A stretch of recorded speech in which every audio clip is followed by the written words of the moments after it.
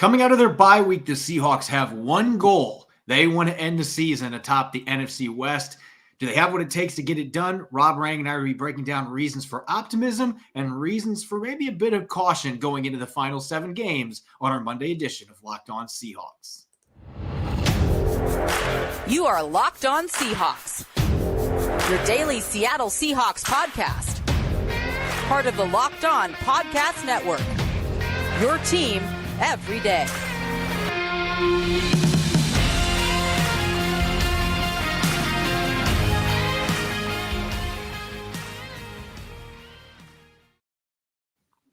Greetings, 12. This is Corbin Smith, your host for Locked On Seahawks. Joining me for our post-bye Monday episode, my co-host in crime, Rob Rang. Thanks to all the 12s out there, as always, for making Locked On Seahawks your first listen 5 days a week. And a special welcome to our first-time listeners as well. We greatly appreciate you. The Seahawks will have a game coming up this weekend. After being idle yesterday, they'll get an opportunity to get back to work with the Raiders coming to Lumen Field. We're not going to dive into that matchup quite yet, but we're going to be taking a look at Seattle's prospects of hanging on to first place in the NFC West. Some reasons why they might, reasons why they might not, plus our Monday mailbag as well. This episode is brought to you by Prize Picks. Prize Picks is daily fantasy made easy. Pick 2 to 5 players, and if they score more or less than their Prize Picks projection, you can win up to 10 times your money on your entry. First-time users can receive a 100% instant deposit match up to $100 with the promo code Locked On. That's prizepicks.com with the promo code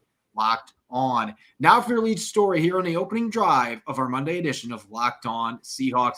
The Seahawks didn't play yesterday on their bye week, but I think you can still look at them as big winners with how yesterday's games unfolded in the AFC and the NFC. Even though Seattle didn't have a chance to win yesterday, they got to watch one of their bitter rivals lose their 4th consecutive game. And most importantly now, Rob, if the season ended today and we are getting ready for the NFL draft, the Seahawks would have a top 5 pick courtesy of the Denver Broncos, who continue to find creative ways to lose football games.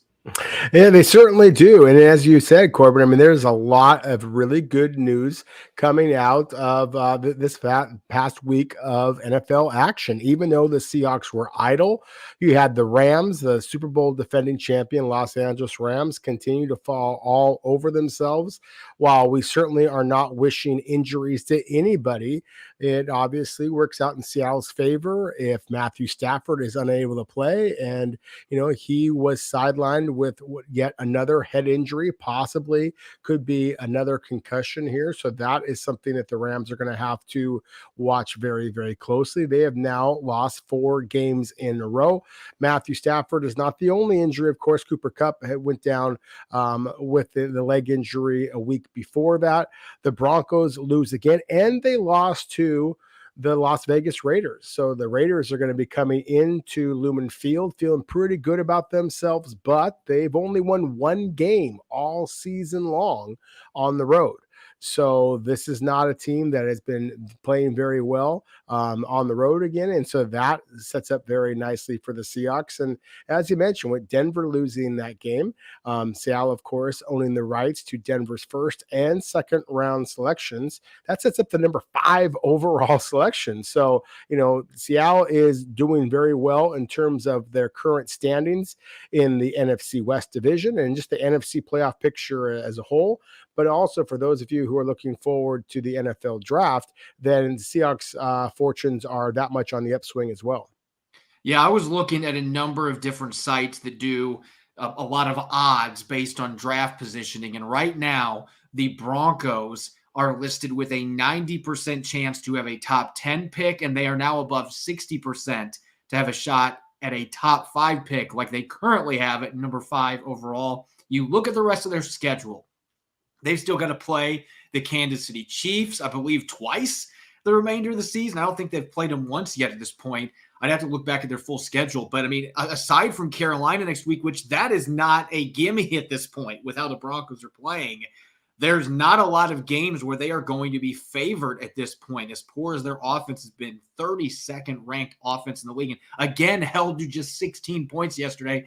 Of course, fans are going to be paying very close attention because of the Russell Wilson trade and the fact the Seahawks are going to get their first and second round pick, fans are just ecstatic that they're going to be getting these super high draft picks most likely, and they can add more premium talent to this Seahawks roster for 2023 and beyond. But I want to look at one other outcome that Seahawks fans aren't talking about much that I think they should be, and that is the New York Giants losing at home yesterday to the Detroit Lions. And really, it was not close. Detroit dominated that game from start to finish. And the Giants still have a better record than the Seahawks. They're 7-3. The Seahawks are 6-4. But here's why this is significant, Rob. Let's say the Seahawks don't win the NFC West and the 49ers end up passing them.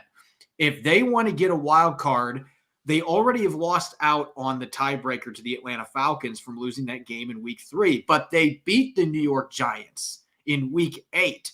If the Giants and Seahawks end up having the same record and it's a direct head-to-head tiebreaker, the Seahawks are going to be the team that gets the wild card spot, not the New York Giants. So when they slip up in games like that against under 500 teams like the Detroit Lions, the Seahawks are huge winners. So I think that honestly is a bigger deal in the short term than the Broncos losing that game. Obviously, the top 5 pick is huge, but in terms of playoff standings, the Giants losing that game and losing their third game, that is one that could come back to haunt them by the end of the season. And it helps the Seahawks, especially with the Commanders suddenly being red hot and right back in the wild card race. Yeah, there's no question about it. That is a huge development with the New York Giants losing that football game. I'm happy that you mentioned it. I also want to go back to the Denver Broncos schedule for a moment. As you mentioned, Denver does have to play Kansas City twice in the rest of their schedule.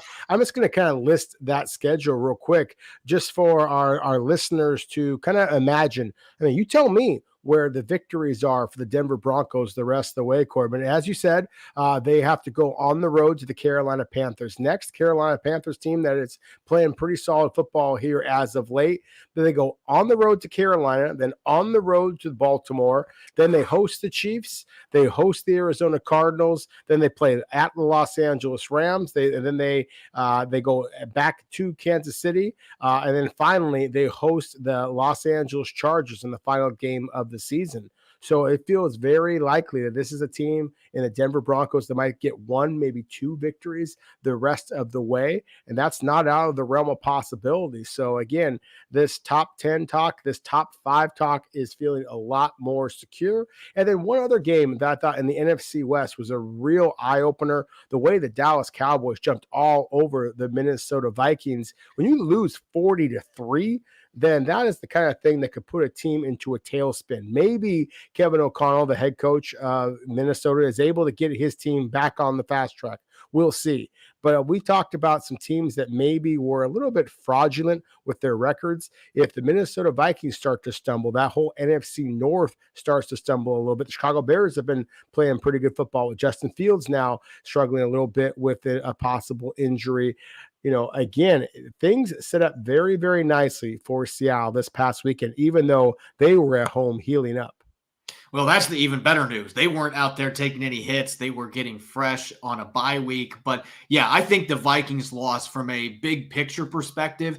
They're still 2 games ahead of the Seahawks in the win and loss column. But the Vikings have some very challenging games coming up in their final 7 games. And so if Seattle can rattle off 5 or 6 wins in their final 7 and Minnesota ends up losing 3 or 4 games, that's not out of the question. The Seahawks could jump up and get the number 2 seed, which right now, that might not necessarily be a bad thing, because if you end up with a 3 or 4 seed, you're going to be playing the Dallas Cowboys, and we get to see what they look like playing at peak strength yesterday. And they might be the best team in the NFC when they are playing at their very best. So, yeah, yesterday really worked out for the Seahawks for the most part. Now, they could still be in second place after tonight if the 49ers beat the Cardinals. They're favored with the Cardinals playing Colt McCoy instead of Kyler Murray. The Seahawks could be in second place when we're on our show tomorrow if the 49ers lose and the Seahawks are still in first place. But otherwise, this was a very good week for them while being idle, and hopefully they can carry their momentum out of the bye week and go out and get a few wins here to keep hold of first place in the NFC West. Up next, we're going to get to our Monday mailbag. Tons of questions from you, the 12s. We'll answer as many as we can, as we do each and every Monday. We'll be right back. This episode is brought to you by Total Wine and More. This holiday season, find what you love at Total Wine and More. With so many great bottles to choose from, it's easy to find a new favorite single barrel bourbon or the perfect gifts for everyone on your list with some help with a friendly guide and all the confidence knowing you found something special for the lowest price. Find what you love what you find only at Total Wine and More. They've got curbside pickup and delivery is available in most areas. TotalWine.com. Visit it to learn more. They've got spirits in every state except Virginia and North Carolina. Make sure to drink responsibly and, of course, be 21. Turo is the world's largest car-sharing marketplace. With Turo, you can book any car you want, wherever you want it, from a community of local hosts. Browse a huge selection of vehicles for just about any occasion or budget across the U.S., Canada, the UK, and soon in Australia. Book a spacious SUV or minivan for a family road trip. Get a classic or luxury car for a special event, birthday, or holiday. Find affordable economy cars if you're on a budget and just need to get from A to B. Test drive the new electric vehicle you've had your eye on to see how it fits in your everyday life. Many Turo hosts can even drive the car right to you. Every trip is backed by liability insurance. Terms, conditions, and exclusions apply.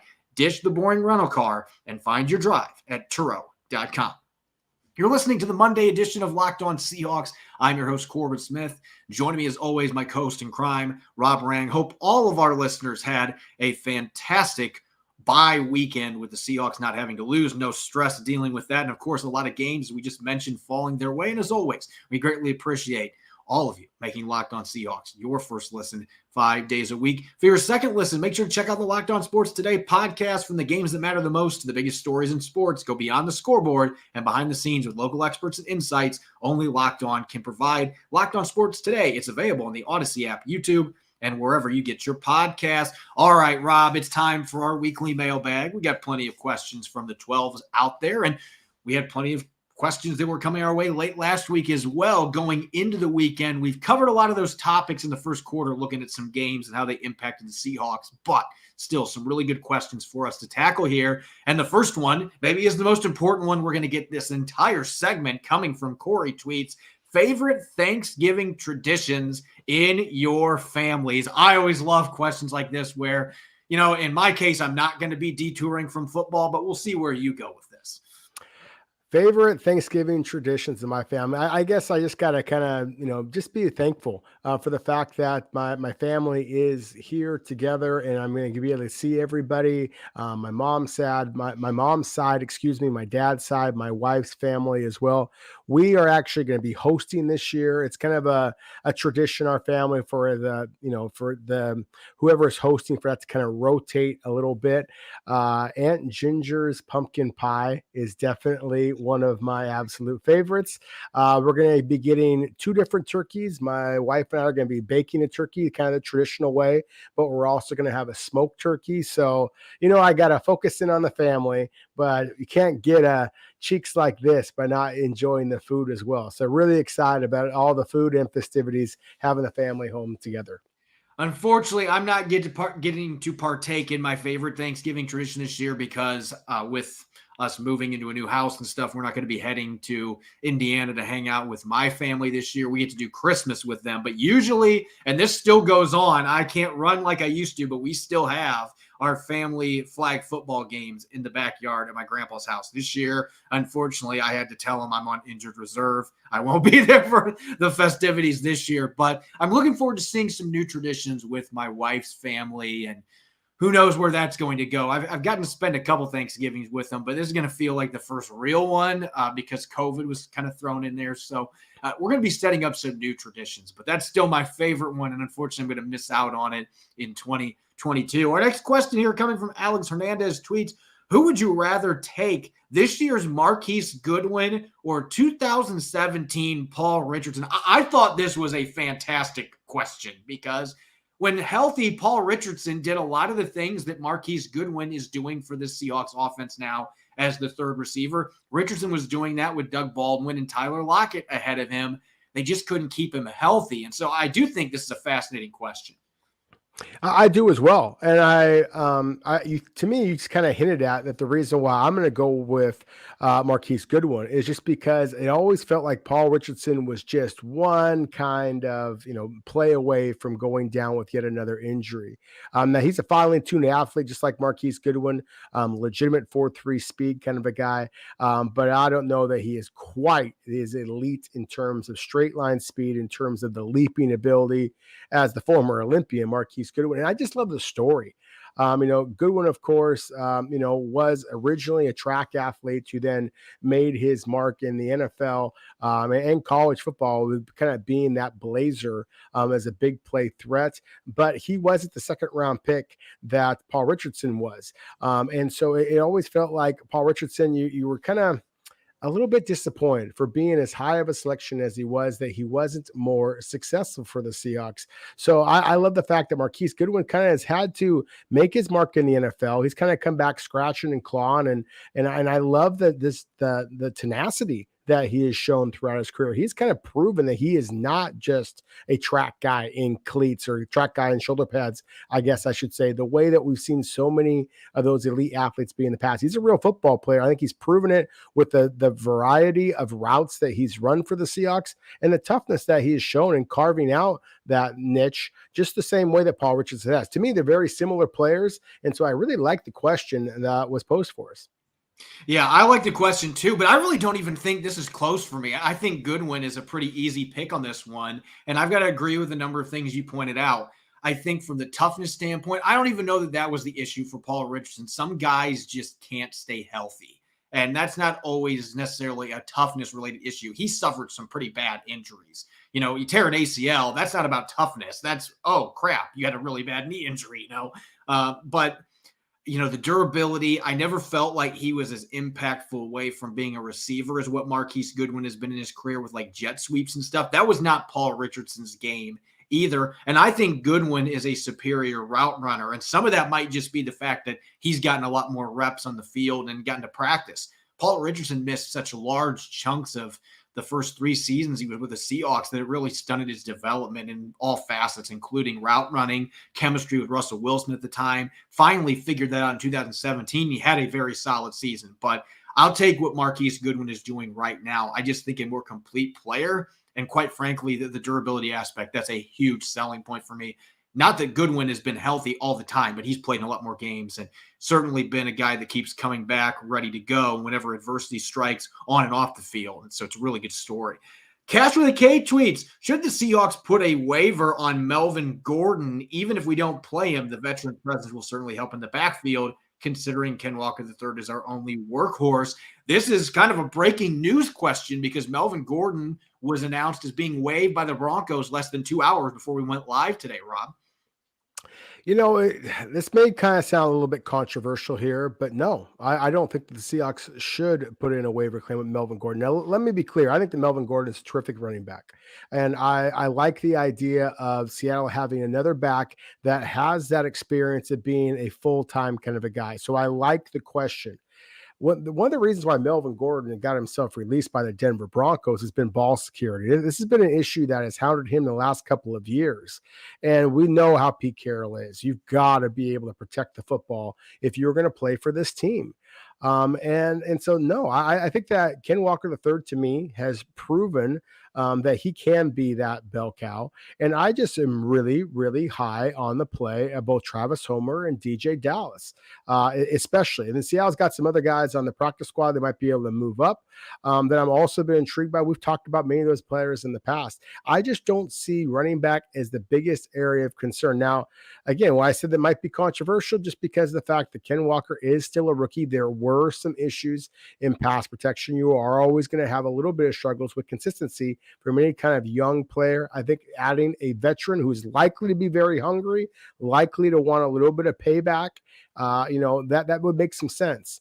But I just really like the way that Seattle's young backs are trending. And so therefore, I don't think that they necessarily should go back to the recycle bin the way that I think that they would be with Melvin Gordon.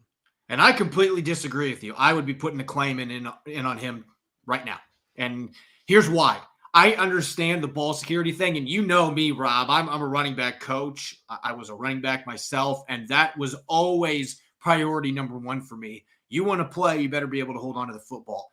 But I also know that Pete Carroll is a coach that believes in second, third, fourth chances for talented players. And there's no doubt that Melvin Gordon is a talented football player. He's a liked football player. Generally in the locker room, teammates love it. That was not an issue in Denver. But the fumbles have been a chronic problem for him the last couple of years. I could see Pete Carroll pulling out the big stick and saying, you know what? I'm going to lean on my running back coach here, Chad Morton. We're going to get this corrected. You know, Chris Carson had some fumbling issues, but did they let go of him? No, they stuck with him. And before he got hurt, he was improving dramatically in that regard. Didn't put the ball on the ground as much.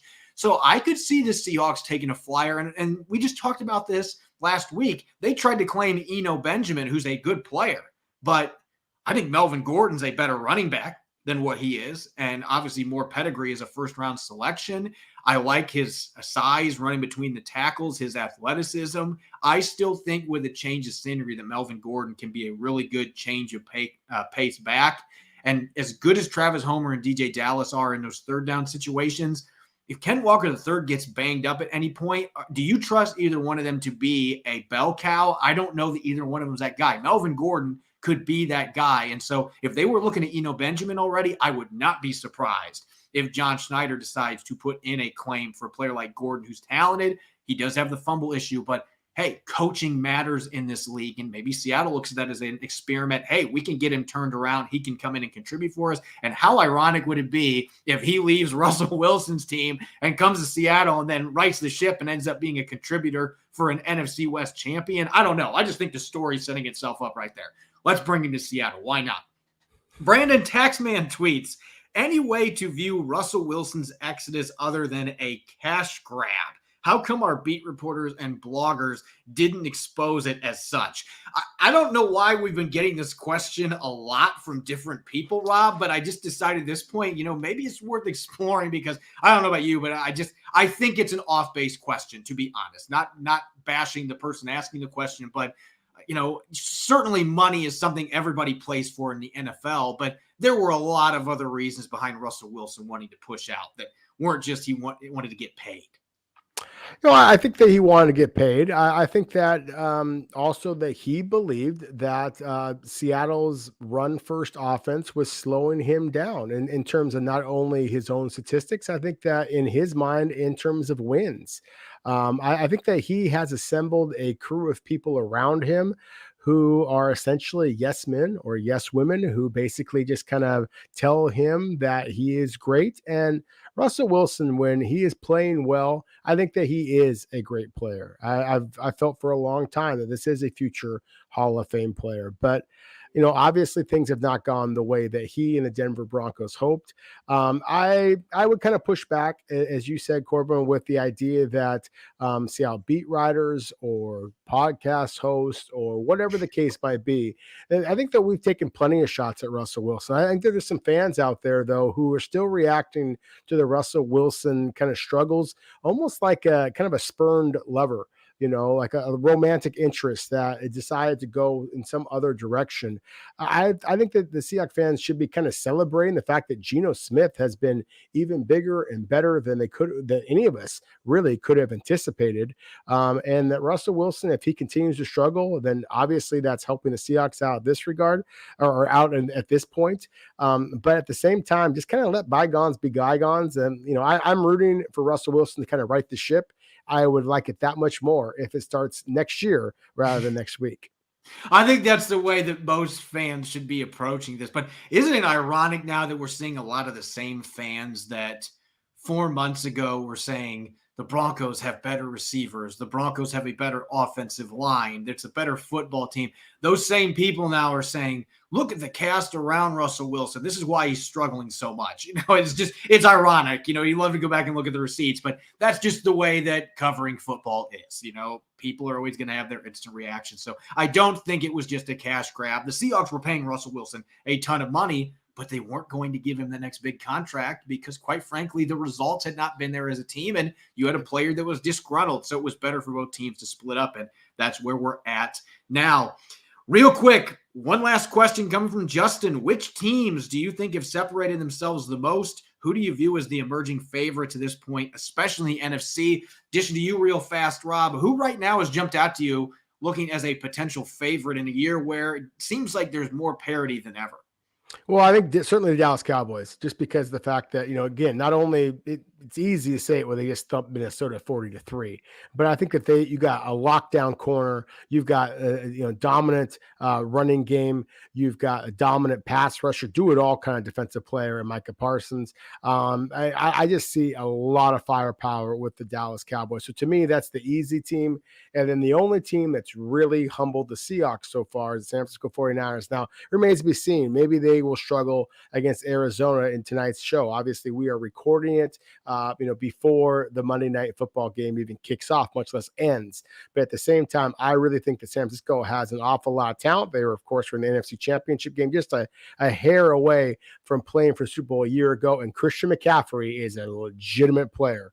And so I do think those are the two teams. It feels like the late 80s, early 90s all over again here with the San Francisco 49ers, the Dallas Cowboys kind of going back-to-back, head-to-head. To me, those are the two cream of the crop teams in the NFC.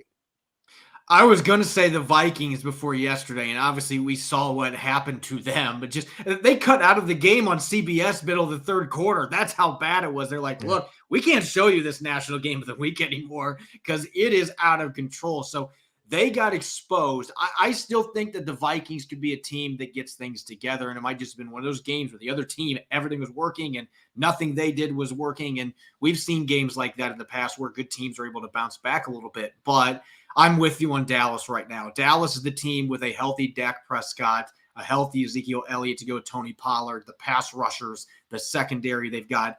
They have the components, the pieces to be a real problem in the playoffs. The question with them, to me, boils down to coaching. Is the coaching going to be up to par in a playoff game? Mike McCarthy has struggled there since the Packers won the Super Bowl way back in 2010, 2011.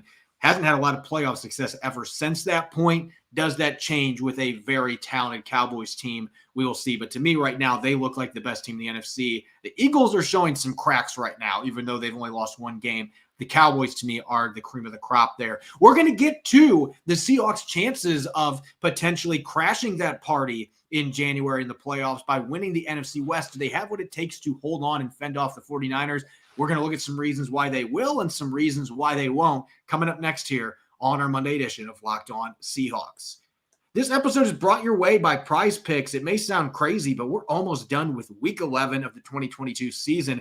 This Monday night, I've got Christian McCaffrey racking up 130 all-purpose yards and 2 touchdowns against the Cardinals. That might not seem like a bold leap given the Cardinals' struggles, but with Prize Picks, it's easy to play daily fantasy and put those entries to the test. Pick 2 to 5 players, and if they score more or less than their Prize Picks projection, you can win up to 10 times your money on any entry. No competing against other people. It's just you versus the projections available. And Prize Picks offers projections on any sport you watch, whether it's the NBA, MLB, NHL, even disc golf. Entries can be made in 60 seconds or less. It's that easy with safe and fast withdrawals and currently operational in over 30 states as well as Canada. Download the Prize Picks app or go to prizepicks.com to sign up and play daily fantasy sports. First-time users can receive a 100% instant deposit match up to $100 with the promo code Locked On. Don't forget to enter the promo code Locked On at sign up for an instant deposit match up to $100. You're listening to the Monday edition of Locked On Seahawks. I'm your host, Corbin Smith. Joining me as always, my co-host in crime, Rob Rang. Thanks to all the 12s out there who make Locked On Seahawks their first listen 5 days a week, as well as our new listeners. Welcome aboard, and hopefully you enjoyed enough to come back for a second listen. Also, make sure to check out the Locked On Sports Today podcast. They've got the biggest stories of the day, plus instant reactions, big game recaps, and the take of the day, available in the Odyssey app, YouTube, and wherever you get your podcasts. All right, Rob, the Seahawks got a game this upcoming weekend. We're done with the bye. The Raiders coming to town, riding a little bit of a wave of momentum after beating the Broncos on Sunday. Seattle's going to have a hungry opponent coming to town, no question about it. But going into these final 7 games, Pete Carroll outlined it last Monday before they went onto their bye. They've got everything in front of them. They control their destiny. Their only goal right now, win the NFC West. As of this moment, they are still in first place, ahead by half a game over the 49ers in the division. Let's talk about reasons why Seattle will be able to hold on and reasons why there may be some pessimism about them holding on to the division lead. Let's start with the negatives here first, Rob. We'll end the episode on a positive note. But when you look at this Seahawks team, what do you think is one reason that jumps out to you to maybe be a little bit pessimistic about Seattle's chances of winning this division? I don't follow directions very well, Corbin, so I'm going to give you two. Two reasons why I think that Seattle may hit a bit of a stumbling block here is the lack of depth, especially at the wide receiver position. I think if either Tyler Lockett or DK Metcalf goes down for any amount of time, I think this team could stumble quickly. I think the same thing, you could make the same argument in terms of lack of depth, the inside linebacker position. We've talked about that many, many times.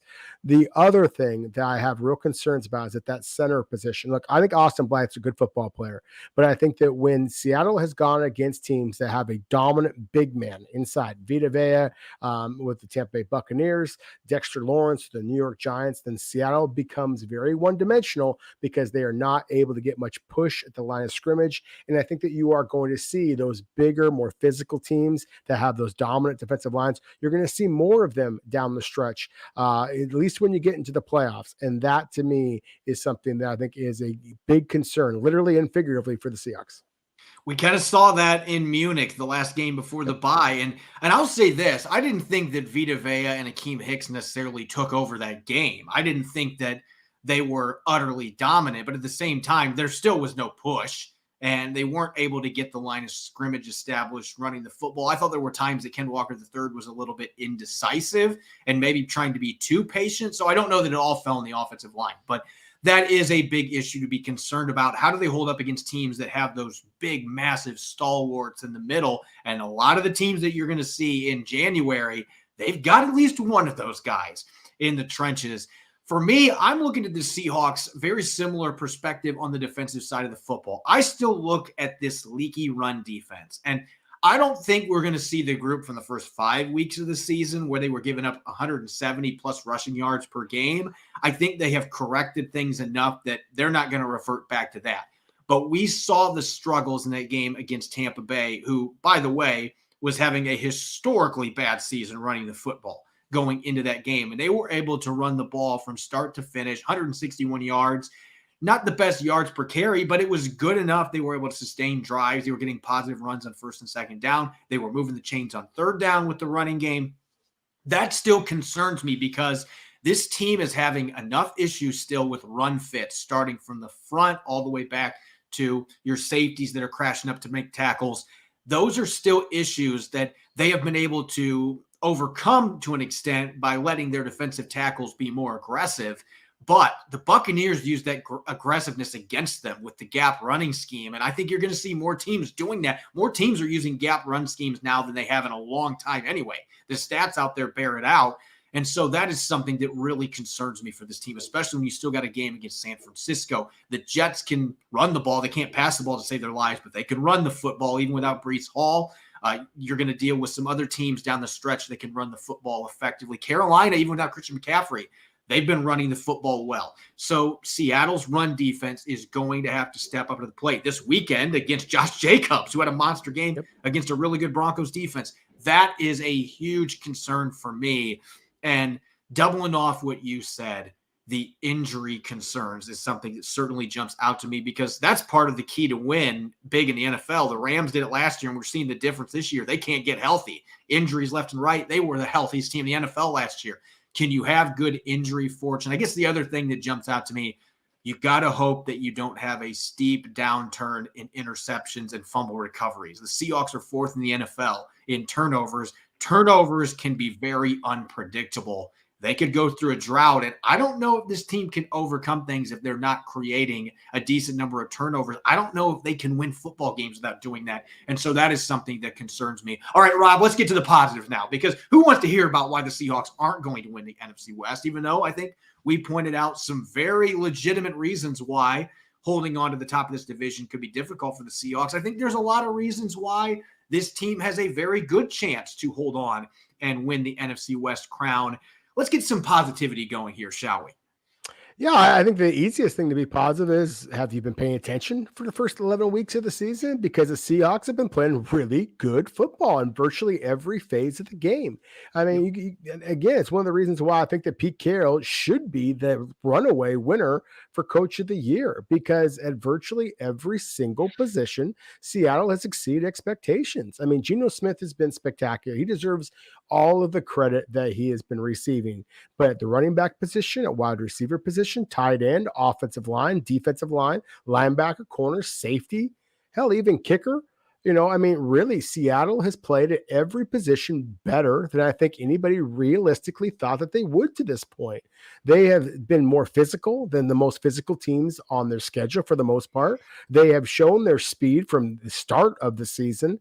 And, it's kind of funny when you have these young teams. I know that when the Seahawks won the Super Bowl years ago, one of the things that John Schneider took the most pride in was it was the youngest team to ever hoist the Lombardi Trophy. And this team is just as young, and they're just as hungry, and they don't know what they don't know. All they know is to keep playing hard. And so if you have that mentality that, hey, why can't we do it kind of mentality, and you have, the way that Pete Carroll motivates, I think that this team can do unbelievable things. They're proving it out. Yeah, I think that is certainly a key point here, but I just want to jump off of one player here. And I know some of our listeners will be like, God, you guys talk about him nonstop. But I mean, quarterback is the most important position in professional sports. It is. And the Seahawks have the best quarterback in the NFC West right now. I don't even think that you can make an argument for any of the other players. I know Jimmy Garoppolo has been solid, and he's thrown 11 touchdowns compared to just 4 picks. But Geno's got 6 more touchdown passes, almost 500 more yards passing. Obviously, a much better threat to run the football when he needs to, even though that's not like a huge part of his game. He can run the football effectively. His passer rating is way higher. He's completing a much tougher degree of difficulty in throws. You see that in the completion percentage above expectation, where Geno's way ahead of everyone else. So that is the first thing that jumps out to me. Quarterbacks win games in the NFL. Matthew Stafford could miss several weeks with a second concussion, and the Rams are now 3-7. Arizona, Kyler Murray has had his flashes, but he's been very inconsistent this year, and he's a big reason that the Cardinals are 2 games under 500, and now he's banged up himself. He's going to miss the second straight game tonight dealing with a hamstring injury. Geno Smith has been the star quarterback of this division. Who would have thought that back in August, when pretty much every prognosticator was saying Seattle had the worst quarterback situation in the division and maybe the conference even? Geno Smith is the best quarterback in this division, and that gives them a chance. I think he's going to be the best quarterback on the field most of the games Seattle has remaining. Obviously, the Dayton-Kansas City is going to be a little different, but you can look at every single game they have the rest of the way, especially if Matthew Stafford doesn't play in one of those games or somehow misses both against the Rams.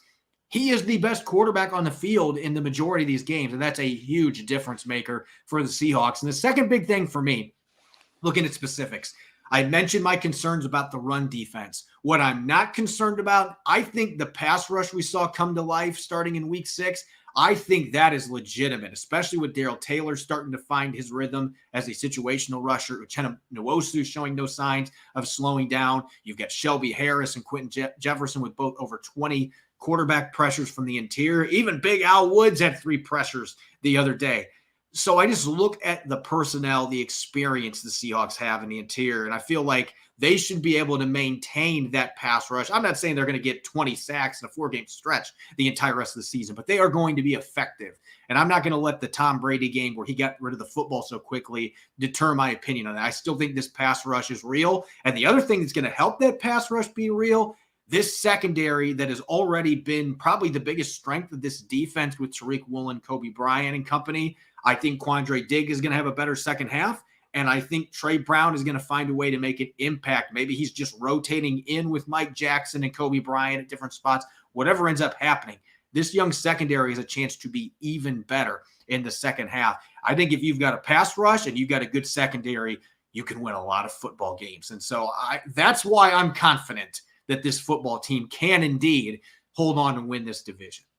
Yeah, I agree with you. I think that the young secondary is just full of playmakers. And so to me, that's really exciting. And then on the flip side, going back to offense, I think that the three-headed monster they have at the tight end position, I think is really unique in today's NFL. I sometimes I've made this comparison a little bit to the Seattle Mariners and their exciting run that they just concluded, of course. Cal Raleigh at the center position, the catcher position, he was such a leader and had so many big plays and critical moments. And that made Seattle kind of unique. You just don't have catchers that have that type of pop. And that to me is one of the things that the Seahawks have at the tight end position. It just is so difficult to try to game plan against Seattle's tight ends because are they run blocking? Are they going out into becoming receivers? And then again, you said it about Geno Smith, and it's just I don't care about all the numbers. I care about just the pinpoint accuracy that he has demonstrated game after game.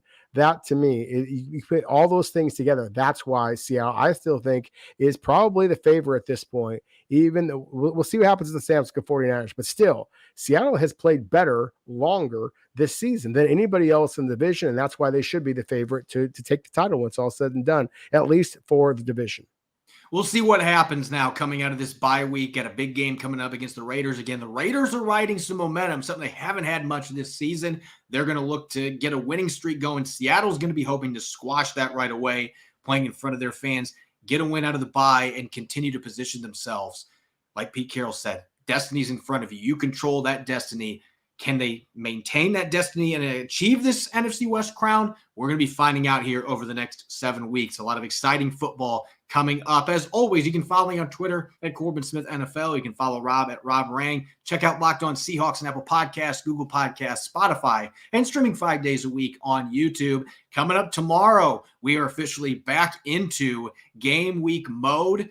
We got Thanksgiving coming up as well. We're going to take a look at what's new with the Las Vegas Raiders, some of the injuries they've been dealing with, and some of the surprise standouts coming out of their game Sunday against the Denver Broncos, and much more. You won't want to miss it. Enjoy the rest of your Monday. Thanks for listening. Go Hawks.